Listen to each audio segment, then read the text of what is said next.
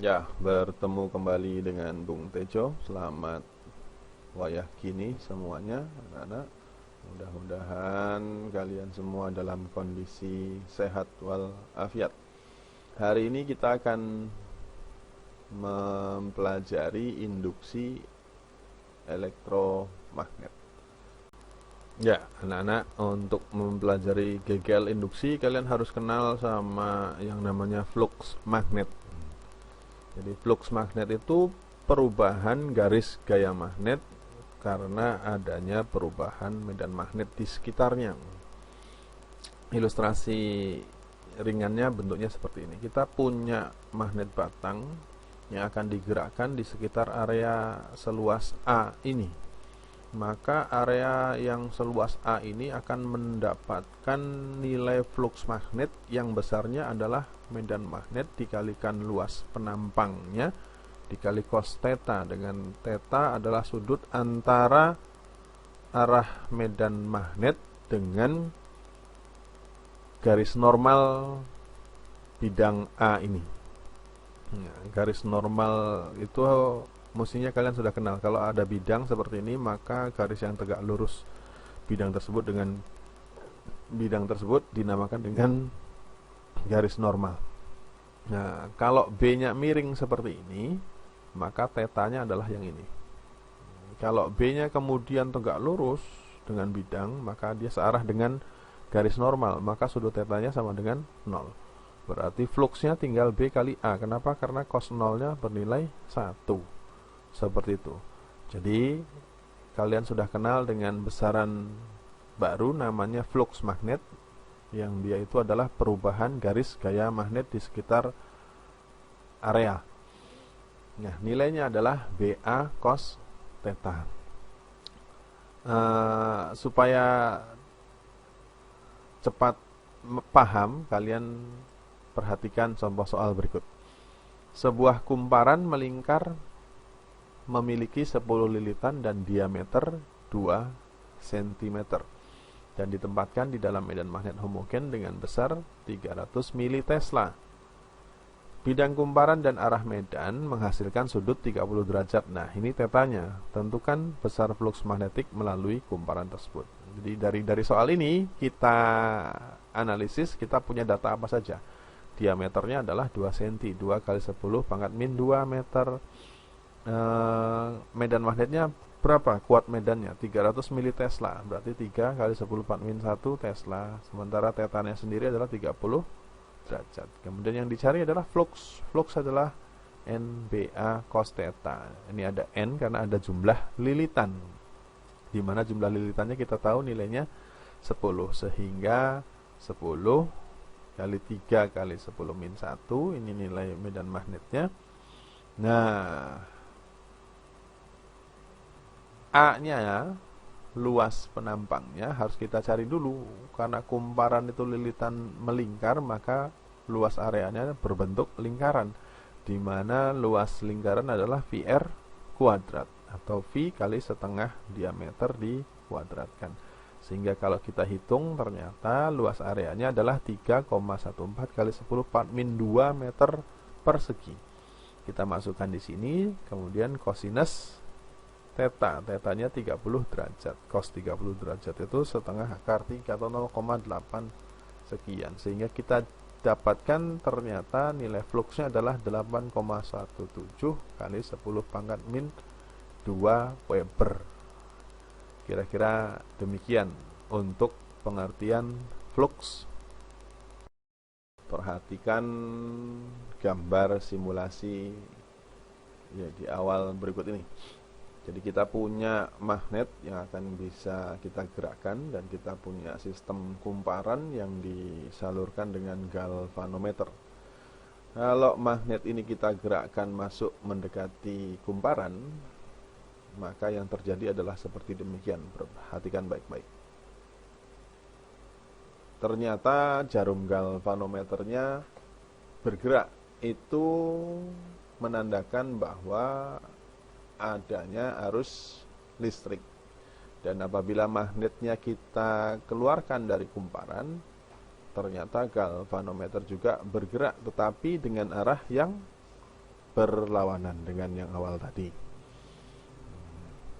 Jadi anak-anak, itu adalah gejala munculnya induksi elektromagnet. Jadi kalau dulu kita belajar medan magnet itu, magnet bisa ditimbulkan salah satunya karena adanya arus listrik. Nah, sekarang kita mempelajari kebalikannya.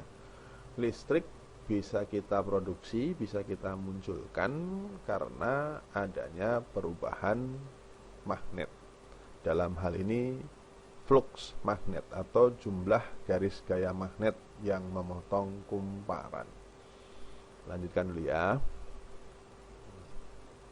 Apa yang membuat jarum galvano menyimpang? Bagaimana hal itu bisa terjadi? Kita punya gambar simulasi yang berikutnya, di mana kita punya dua magnet batang, yang di atas ini berkutub utara dan yang di bawah kutub selatan, sehingga secara teori magnet maka arah medan magnetnya dari utara ke selatan. Ini ditandakan dengan jarum arah medan magnet yang warna kuning ini arahnya ke bawah. Apabila si kawat penghantar ini kita gerakkan memotong medan magnet, maka yang terjadi adalah akan muncul arus listrik, sehingga jarum galvanometernya pasti akan bergerak. Mari kita coba. Nah, seperti itu. Kalau penghantarnya dikembalikan, maka dia akan kembali lagi, dan galvanometer juga bergerak dengan arah berlawanan. Itu kalau bergeraknya memotong tegak lurus medan magnet. Tetapi kalau dia digerakkan atas bawah, maka tidak terjadi apa-apa, karena nol sudutnya antara medan magnet dengan arah gerakan. Jadi jika ada penyimpangan jarum galvanometer, maka itu bisa membuktikan, bisa menjelaskan bahwa di ujung penghantar ada arus listrik. Lanjut ya. Bagaimana caranya menimbulkan gaya gerak listrik atau GGL induksi? Perhatikan baik-baik, yaitu dengan cara menggerakkan magnet di sekitar kumparan. Dengan cara tersebut maka akan muncul yang namanya gaya gerak listrik atau GGL induksi.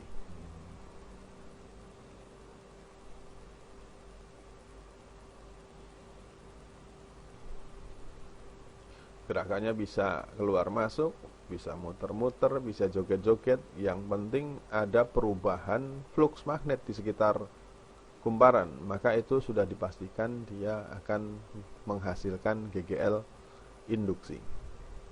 Nah, cara berikutnya adalah mengalirkan arus di sekitar kumparan. Jadi ada dua kumparan di sini, satu bertugas untuk mengalirkan arus sehingga si kumparan ini menjadi magnet. Maka karena dia muncul magnet, maka kumparan di sebelahnya akan terpengaruh, sehingga yang awalnya tidak ada arus menjadi ada arus.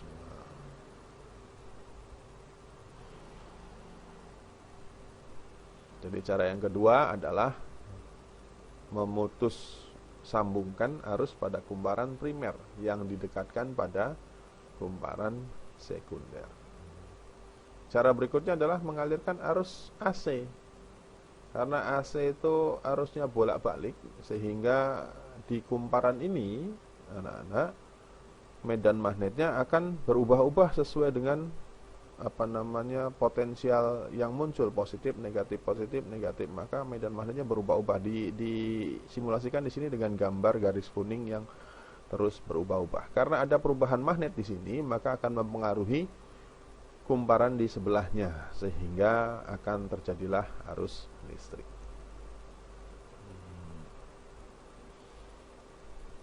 Sekarang kita akan mempelajari seperti apa arah arus listrik induksi. Menurut hukum Lenz, arah arus listrik induksi sedemikian rupa sehingga melawan perubahan medan magnet yang ditimbulkan. Ini memang rada rumit bahasanya, terus terlalu sastra. Orang sastra pun kadang-kadang nggak ngerti dengan bahasa seperti itu. Tapi kalau disimulasikan kalian akan ngerti. Perhatikan baik-baik.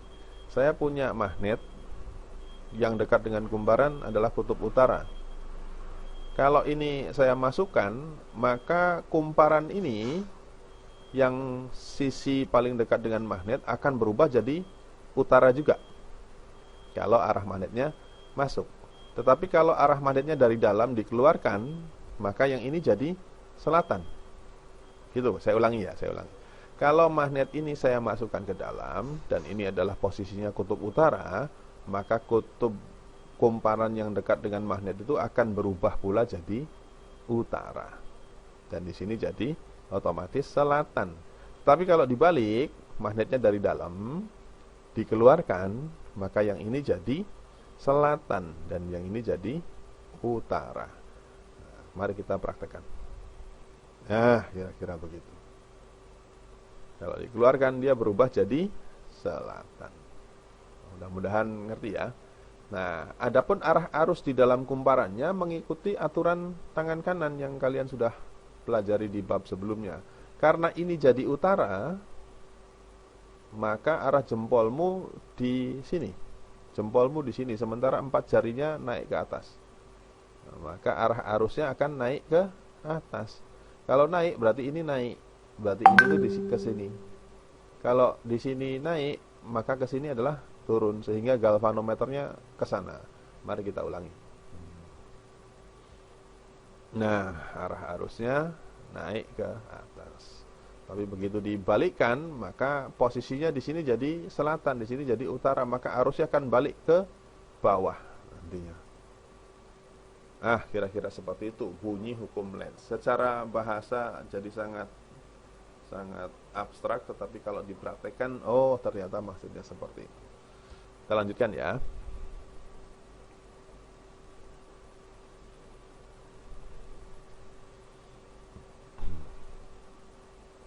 Nah, ini penjelasan yang tadi. Jadi kalau plesetan biasanya orang-orang bimbel sih, U itu ulama, S itu setan. Kalau seseorang didekati ulama, maka dia jadi alim, jadi ulama juga. Tapi kalau seseorang didekati setan, maka dia juga jadi setan. Tetapi kalau U ini meninggalkan arahnya ke sana, sebaliknya, maka kalau orang ditinggalin ulama, maka otomatis dia jadi setan. Kira-kira demikian. Sampai sini dulu. Oke, kita lanjutkan. Sekarang ke faktor yang mempengaruhi besarnya GGL induksi. Perhatikan ilustrasi berikut ini anak-anak. Kita punya 2 sistem alat dengan kondisi yang berbeda. Yang satu magnetnya digerakkan dengan lambat, tetapi sistem yang satu lagi magnetnya digerakkan dengan sangat cepat. Ini akan mengakibatkan perbedaan besar kecilnya gaya gerak listrik induksi yang diperoleh. Kita lihat di sini jarum galvanometer untuk sistem yang kedua, ketika magnetnya digerakkan dengan cepat akan menghasilkan arus listrik yang besar pula. Ini berarti GGL induksi itu nilainya sebanding dengan kecepatan perubahan flux magnet. Nah, kalau digambarkan secara matematika, maka E-nya, GGL induksinya itu sebanding atau berbanding lurus dengan delta flux per delta T. Delta flux itu perubahan flux magnet. Kita lanjutkan. Nah, sekarang kita juga punya 2 sistem. Kalau kita simulasikan bentuknya begini. Nah, sekarang kecepatan magnetnya sama, tetapi di sistem yang pertama itu jumlah lilitannya lebih sedikit dibandingkan dengan jumlah lilitan pada sistem yang kedua. Ini pun akan mempengaruhi besar kecilnya gaya gerak listrik. Sehingga disimpulkan bahwa GGL induksi juga sebanding dengan jumlah lilitan, atau secara matematikanya E berbanding lurus dengan N jumlah lilitan. Sehingga dari dua simulasi tadi, dua keterangan tadi, bahwa E sebanding dengan jumlah lilitan, E sebanding dengan kecepatan perubahan flux magnet, maka kita mendapatkan persamaan bahwa E atau GGL induksi itu nilainya min N delta flux per delta T. Kenapa ada minusnya nanti akan lebih jelas di contoh soal ya. Dengan ketentuan bahwa E adalah GGL induksi, N-nya adalah jumlah lilitan, dan delta flux per delta T-nya adalah kecepatan perubahan jumlah garis gaya magnet dalam satuan Weber per sekon.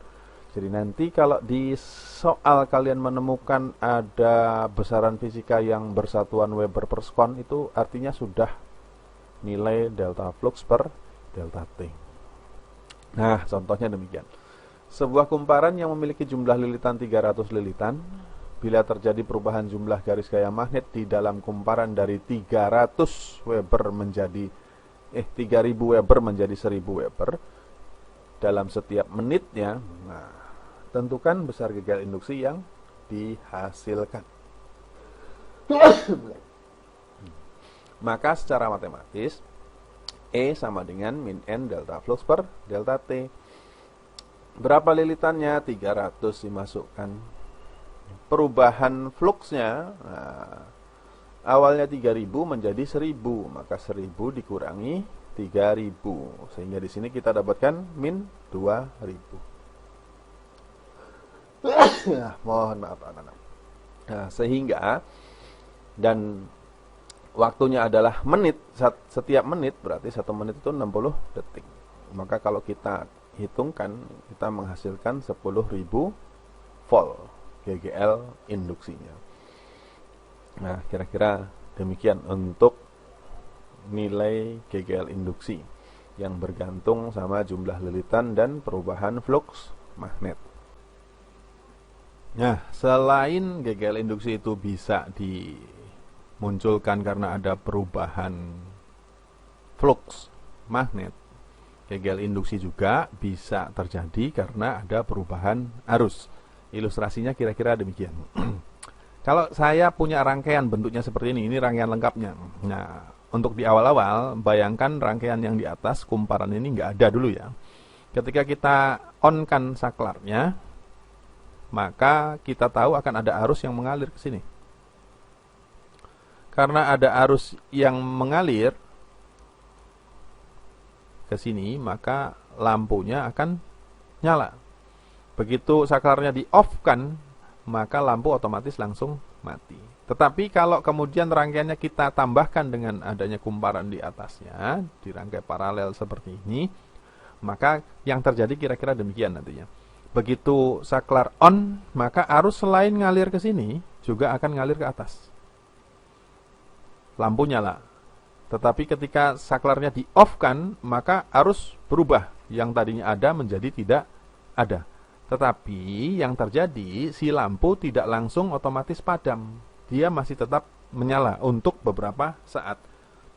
Artinya bisa disimpulkan bahwa selain baterai ini, ada sumber tegangan lain yang masih menyuplai kuat arus ke lampu. Siapakah dia? Ya, kumparan ini.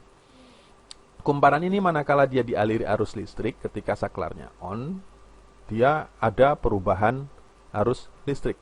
Begitu off, ada perubahan arus listrik. Yang tadinya besar jadi kecil, atau yang tadinya ada menjadi tidak ada. Karena ada perubahan arus, maka pasti akan terjadi perubahan medan magnet.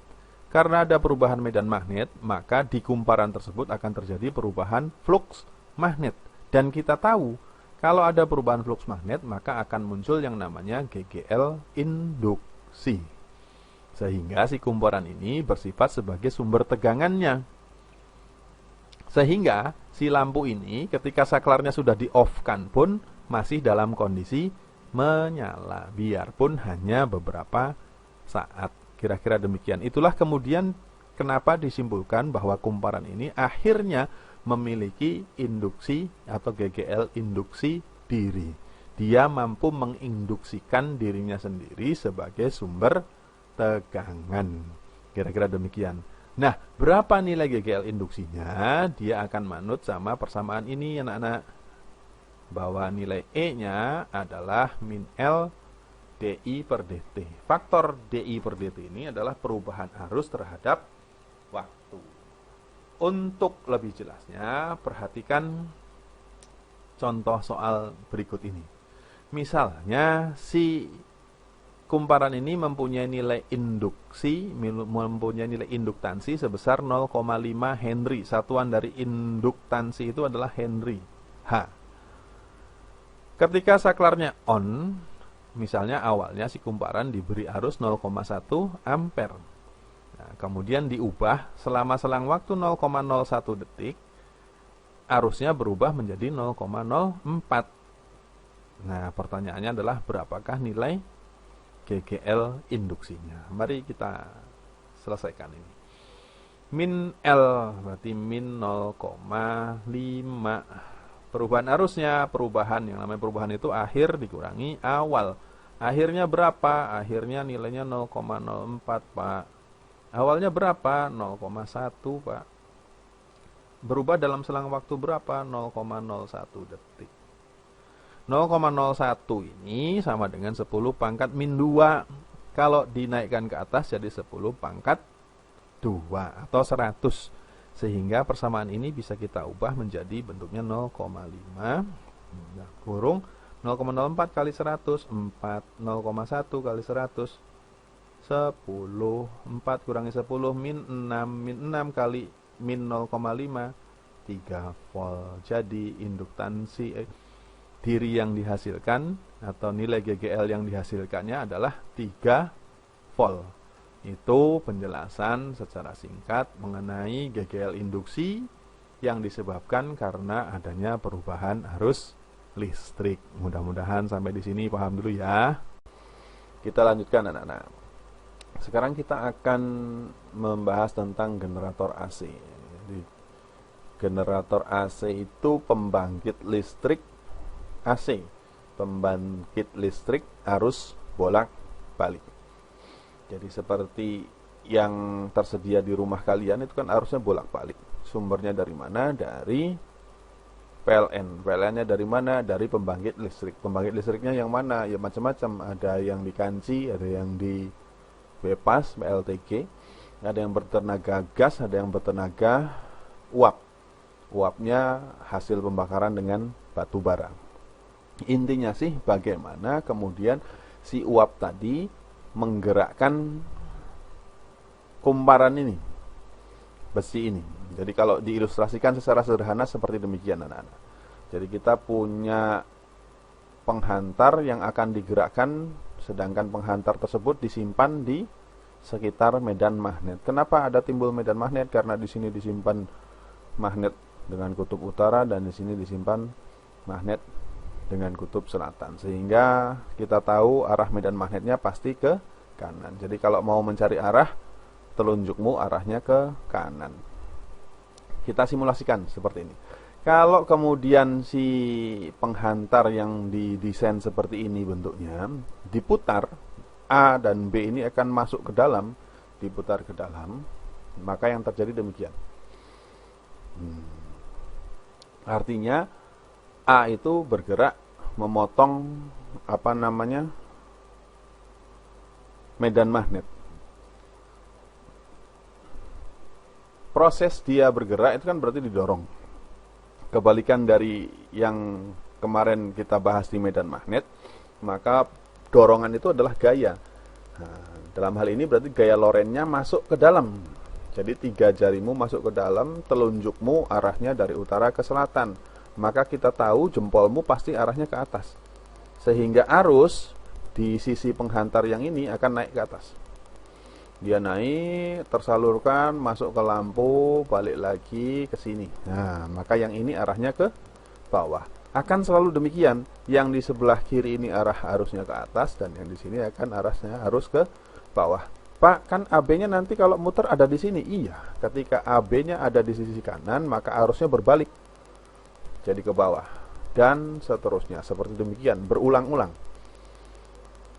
Maka dengan cara itu prosesnya dibalik. Kalau dulu kalian belajar bagaimana caranya menghasilkan gaya dari kawat yang dialiri listrik sehingga kalian kenal sama gaya Lorentz, sekarang dibalik. Gayanya kita paksakan. Jadi si penghantar itu kita gerakkan, artinya sudah diberi gaya tanpa adanya arus listrik. Sedangkan dia bergerak di sekitar medan magnet. Maka yang terjadi adalah kita menghasilkan arus listrik sehingga ditandakan di sini lampunya menyala. Perhatikan baik-baik prosesnya kalau digrafikkan.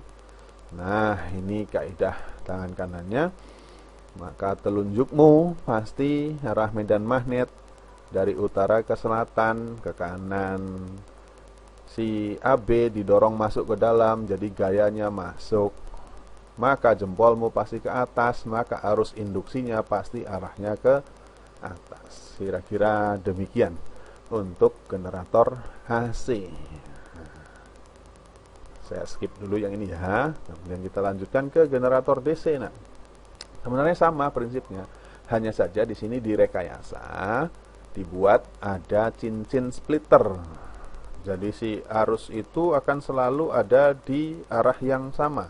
Dalam hal ini kita akan mencoba arah arusnya, arah polaritasnya, arah tegangannya selalu ada di atas atau di positif. Kita lihat dengan teknis yang sama, mestinya yang terjadi adalah seperti ini. Jadi ketika arus masuk ke sini, ketika kemudian arusnya berbalik, dia tersplitkan dengan sendirinya sehingga nanti arus yang didapatkan secara grafis anak-anak selalu ada di atas. Dia nggak pernah di bawah. Itu yang kemudian disebut dengan arus searah atau generator DC. Kira-kira itu ya. Saya lanjutkan dulu. Kemudian alat-alat apa saja sih yang menggunakan prinsip induksi elektromagnetik? Yang pertama, dinamo AC.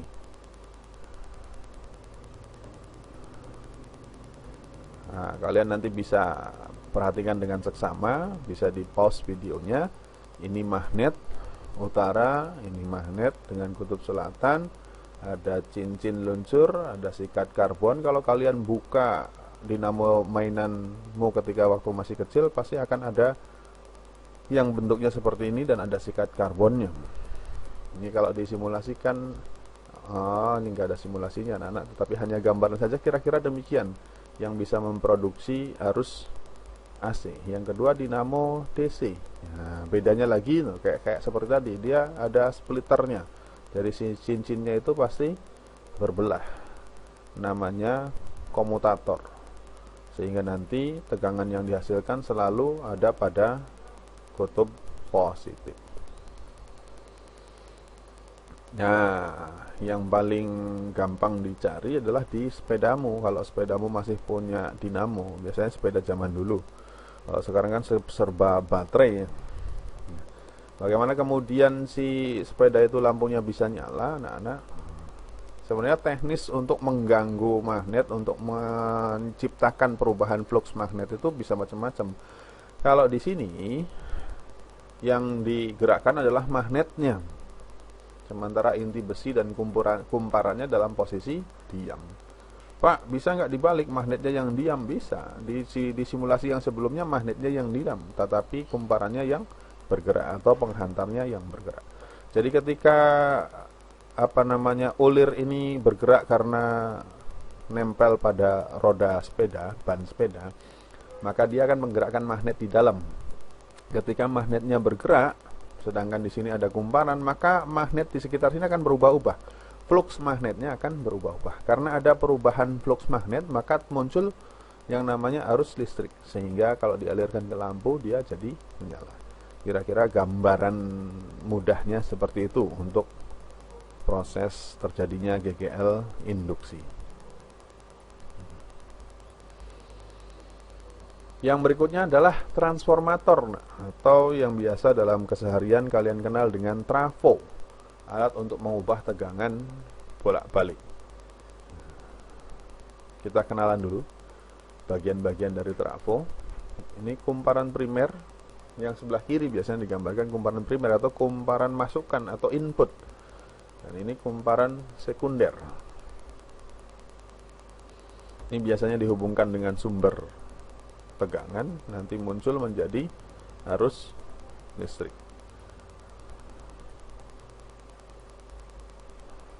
Kalau digambarkan secara diagram, ini kan gambar realnya, ini gambar diagram dalam sebuah rangkaian, wujudnya seperti ini.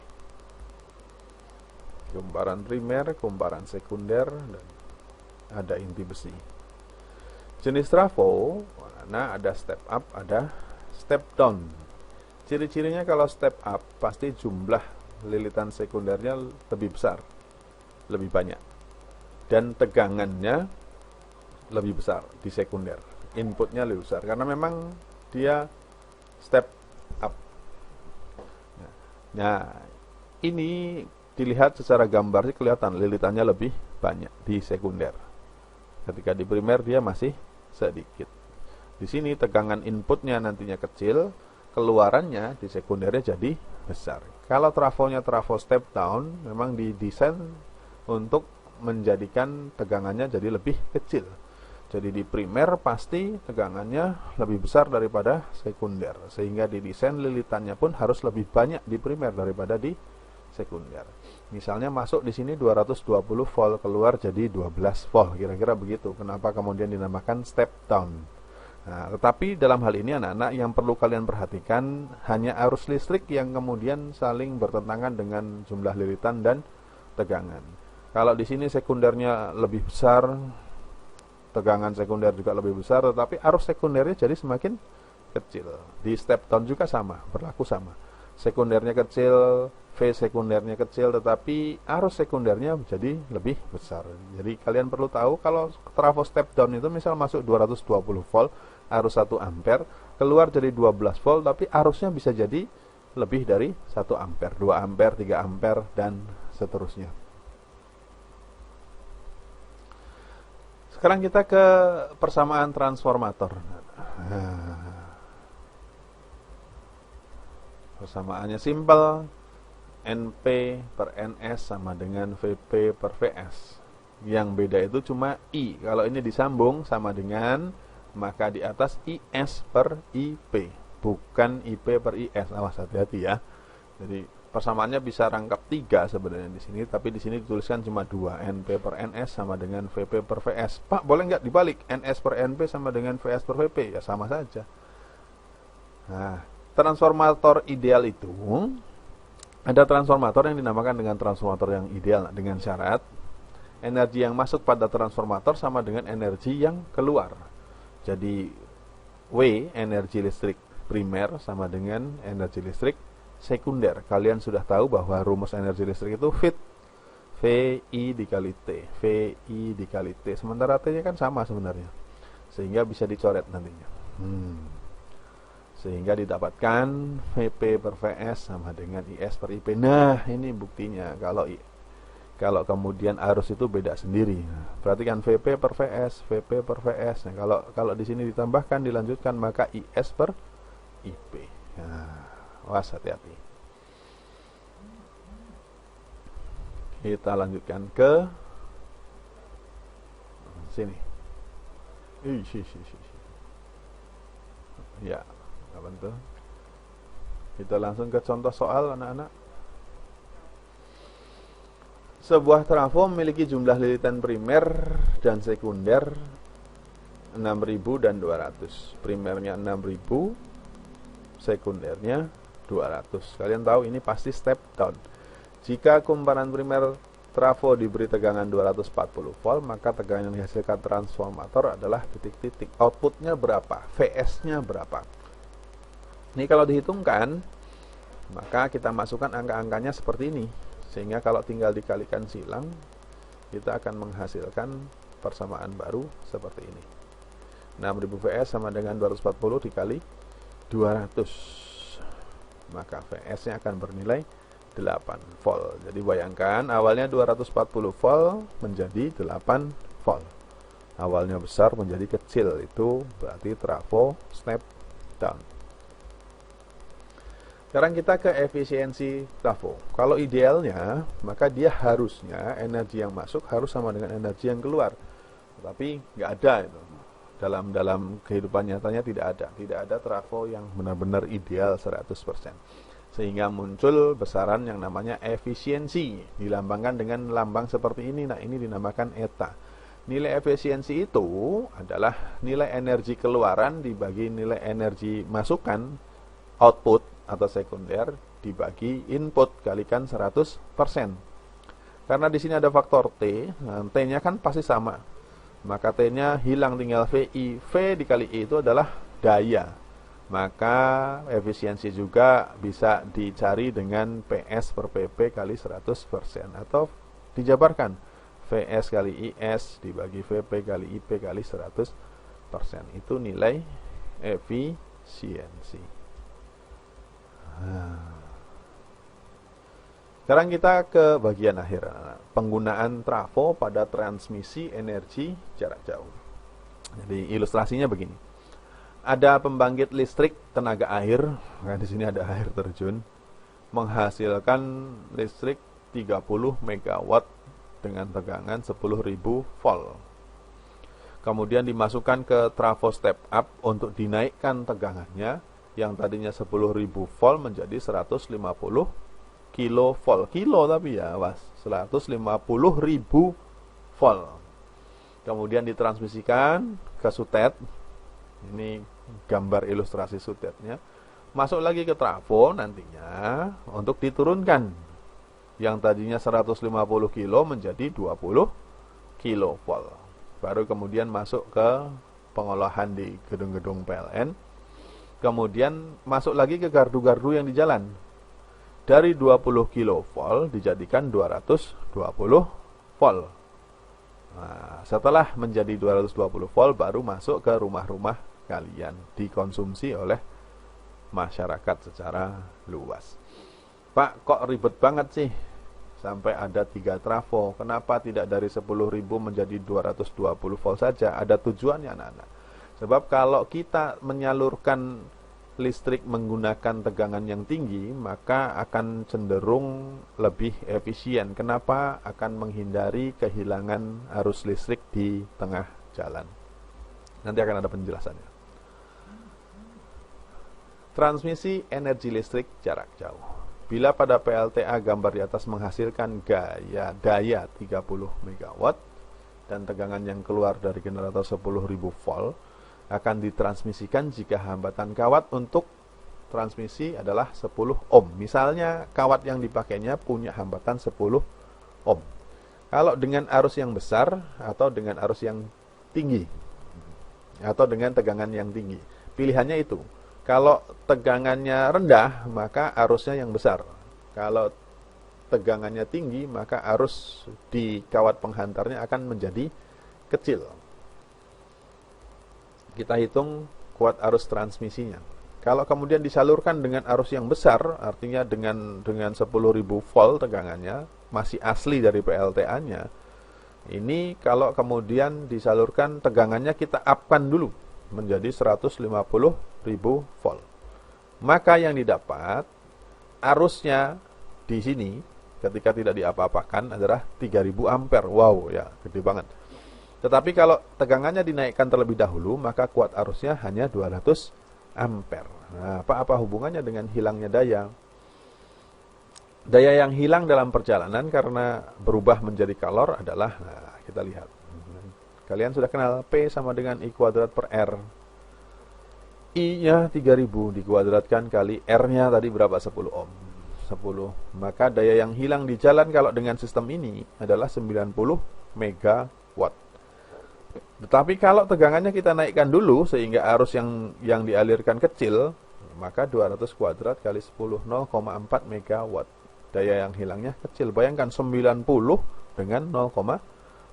Maka ini lebih efektif. Nah, itulah kenapa kemudian sutet itu dialirkan arus listrik dengan tegangan yang sangat tinggi dengan harapan arusnya menjadi rendah sehingga tidak banyak energi yang hilang. Nah, itu keuntungannya anak-anak. Energi listrik yang hilang kecil dan memerlukan kabel yang diameternya kecil sehingga harganya lebih murah. Itulah kenapa PLN memilih menyalurkannya dengan tegangan yang sangat tinggi.